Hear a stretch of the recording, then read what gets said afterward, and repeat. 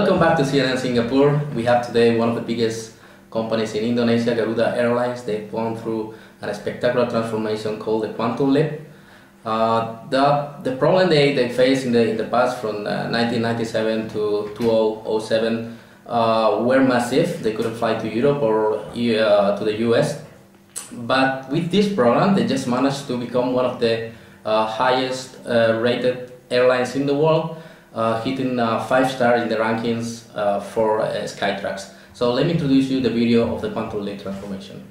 The skies are clear for Garuda Indonesia, and we continue to fly ever higher towards new horizons, powered by our most recent achievements. These are a testament to the ongoing implementation of our Quantum Leap program that comprises 7 strategic drivers for the future.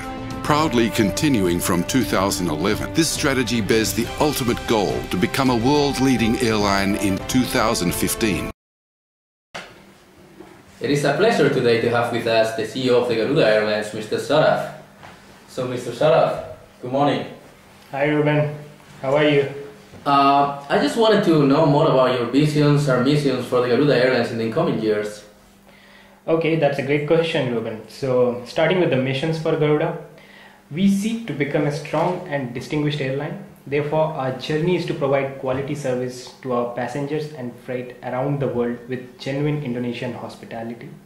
And as for the mission, we want to become flag carrier of Indonesia to promote the national economic development by delivering professional air travel services. Oh, well, that sounds very interesting and very difficult to accomplish. Could you tell us more about the main strategy of the Garuda Airlines? Yeah, so coming to our main strategy, as you know, for Garuda, it has always been low cost. So low cost is quite important for our growth. If we look at the numbers, basically Garuda is serving the premium upper segment and the growth is 8 to 10%. But low cost air travelers are in double-digit growth numbers. More and more middle class people are flying. The economy is growing. We have got routes that have low density and high yield. We are going to look into this more. We will brand this differently as CityLink, and we brand Garuda for premium upper segment. Margins will be higher for CityLink, as I think. That is our strategy going forward. Okay, do you think actually that this growth can be sustainable? I definitely think so. We are always prepared. If you look at it, our revenue model is based on Rupaya, and Rupaya has been depreciating a lot compared to the US dollar. So what we are doing is basically we are increasing the fare, and we still see there is considerable demand for the tickets. Increasing demand, the fare price has been increased by 5%, and our promotional fare prices has also been lowered. But our revenue model is basically based on 50% from US dollar and 50% from Rupaya. So we have a natural hedge there. You know the market is very sensible right now for the safety problems. What about the safety issues? Oh, in Garuda we are very particular in terms of safety. We don't push our pilots if they don't want to fly or if they are tired. We are implementing IOSA certification. I think in Indonesia, Garuda will become the only airline which will be IOSA certified. We are cutting capacity than trying to push our pilots. Garuda have no longer issue with EU. So in LCC, they teach people how to fly. But in Garuda, we teach how to fly comfortably. The key thing for us is efficiency. And for our basic market segment that we want to target, the middle class, I think for them, the major priority is to fly comfortably. And we think we are meeting the customer needs through this. Okay, Mr. Saraf, thank you for being with us. So it was a pleasure, and thanks for sharing with us all this information about Garuda Airlines. Thanks a lot, Ruben. See ya. Okay. Yeah. So to know more about the Garuda Airlines, we would like to talk about the air industry. We have with us Mr. Rustem, in-house analyst of the CNN. Hello. Thank you for coming. Yeah, thank you. So what do you think are the main challenges in the industry right now for the Garuda Airlines?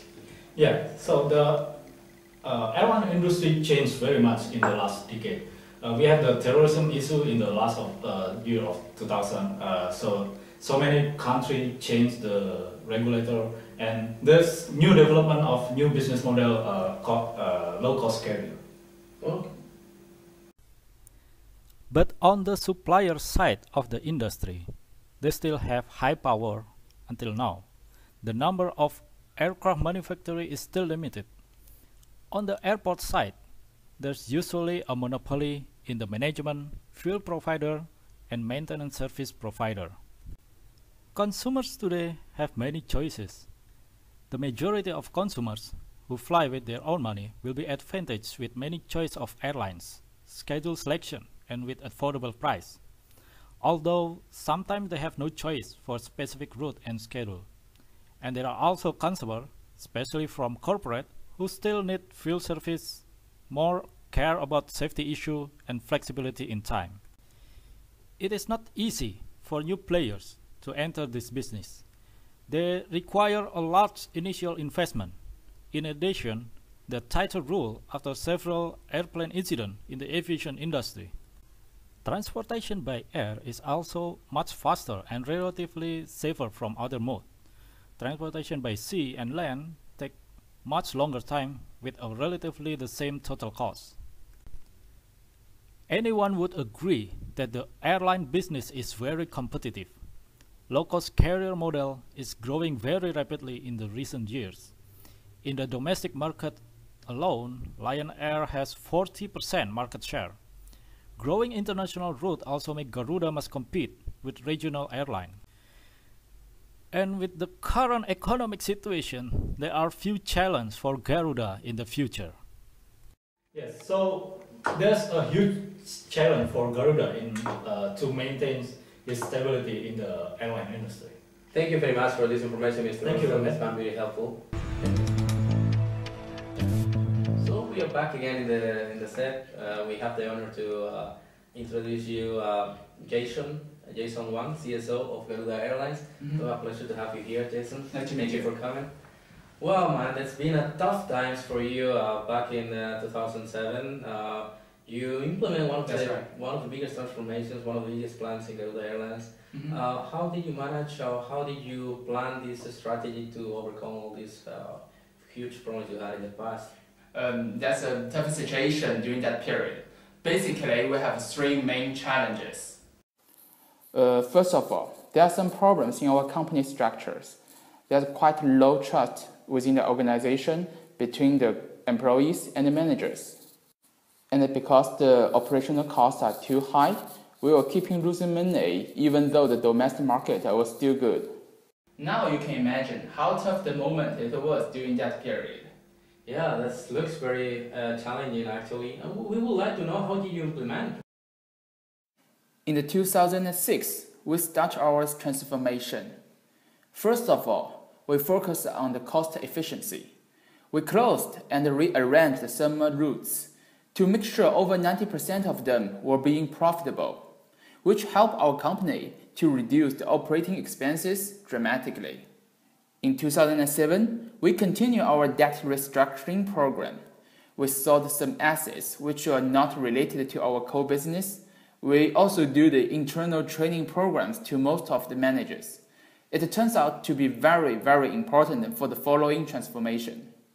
From 2008, our company had invested a substantial amount of resources to improve the quality of our product, services, and our branding as well. In the recent years, we have developed the Garuda customer programs. We have totally 28 touching points to attract our customers and to enhance their experience, from the pre-flight, in-flight, and post-flight. Position ourselves as the travel consultant. We are committed to arrange effective, efficient, and pleasant business trip. Unlike most of our competitors and the other budget airline, our main target is on the B2B clients. In terms of the local, regional, and international markets, we do very detailed segmentations and tailor our service to meet the needs for the different companies, such as exclusive discount, tax refund, and corporate online systems, or the other reward and incentives. Thank you, Mr. Wang, for sharing your information with us. It was very helpful. I'm happy to. So we would like to know more about the financial situation of the Garuda Airlines. during this transformation and their current perspectives for the future. We have with us Ms. Mega from the financial services in the Indonesian Stock Exchange. Yeah.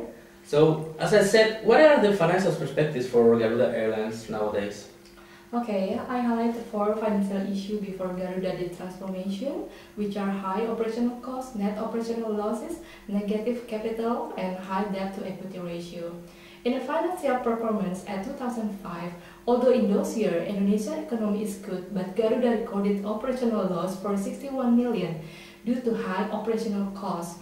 20 of the 25 routes followed by Garuda at a loss. The other bad things is they have a negative cash flow position from operation. And even long before that, in 1998, Garuda debt has reached $1.81 billion. And it continued until 2005 that make debt to equity ratio is so high. So after the Garuda transformation, was the financial performance better? Yes, they did. After their 8-year transformation compared to 2005, their financial performance is slightly better. They earned revenue double from they had in 2005. Although I noted their operational cost is still high, but I will elaborate this later. They turned into operational gain for 56 million and positive cash flow from operation. Their debt is increasing, therefore their debt to equity ratio is decreasing a lot. They had positive growth for revenue for 7%, but also for the increasing trend of operational costs. But fortunately, they turned it from loss to gain in 2013 for $56 million since they also record for other operational income which come from foreign exchange gain. So can you elaborate more on the reasons for the growth of the revenue and operational costs? Well, their revenue increase was mainly driven by 22% growth on passenger carrier and also the same percentage for the increasing of flight frequency. So do you think they are safe enough right now from a perspective of the financial situation? I'm thinking there is several homework for them to solve. Let's see for the efficiency indicator. I noted Garuda is still not improving for some parts, especially for the ratio of the net operating income per aircraft and the ratio of the number of flights for each aircraft, which means that they need extra effort to utilize more for their existing capacity. For operational costs, the biggest components such as fuel, aircraft rental, and passenger service increased at 2013. Thank you for being with us. It's been a pleasure today talking about the Garuda Airlines. This is Ruben Rodriguez, Garuda Airlines, CNN, Singapore. On every journey, you always get to choose. Always stuck or getting ahead. Always pay extra or have everything covered. Cramped or spacious. Pay for food and drinks or have them for free. Boring or entertaining. Swift arrivals or long queues. Limited routes or seamless connections. Shouldn't your loyalty be rewarded? Why not travel well? It's time to fly with one of the world's best, Garuda Indonesia, the airline of Indonesia.